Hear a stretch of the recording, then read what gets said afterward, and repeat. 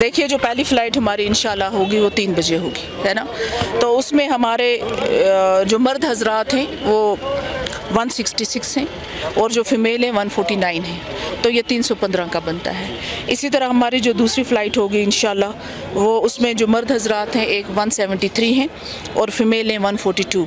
तो नेचुरली दोनों फ़्लाइट्स का जो आता है हमारा 315 आता है, 630 आता है। तो बाकी आपने यहाँ देख लिया होगा कि जो हमेशा हज कमेटी या हज हाउस में होते हैं इंतज़ामात, हमने कोशिश की है बेहतर हों, उस हिसाब से हमने किया है। तो मुझे यकीन है कि अल्लाह ताला करेगा कि आगे भी बेहतरी होगी। ये गवर्नमेंट ऑफ इंडिया की पॉलिसी होती है, मिनॉरिटी मिनिस्ट्री वगैरह पॉलिसीज़ फ्रेम करती हैं हज के हवाले से। स्टेट जो होती है ना हज कमेटीज़, उनका रोल इसमें नहीं होता है।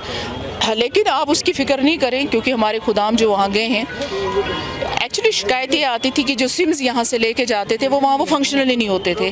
फिर हाजी जो हमारे थे ना, ये बड़े परेशान हो जाते थे। तो इस बार हमने यही इनको अपने जो यहाँ से खुदामुल हिजाज हमारे गए, उनको हमने ख़ास तौर पे यही हिदायत दी है कि जाते पहले चीज़ आपने ये करनी है कि आपने इनको वहाँ पे सिम देना है लोकल वहीं का, तो ताकि एक्टिवेट हो जाए और उसके बाद ये जो है जी आज का नहीं है हमारा, इंशाल्लाह 10 को 10th को है उनका, 10 को उनका बैच जाएगा। 115 हैं तकरीबन वो हमारे यहाँ से जी, 10 तारीख को इंशाल्लाह।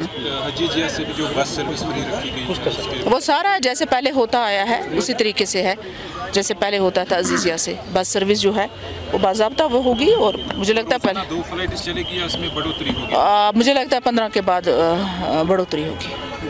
शुक्रिया।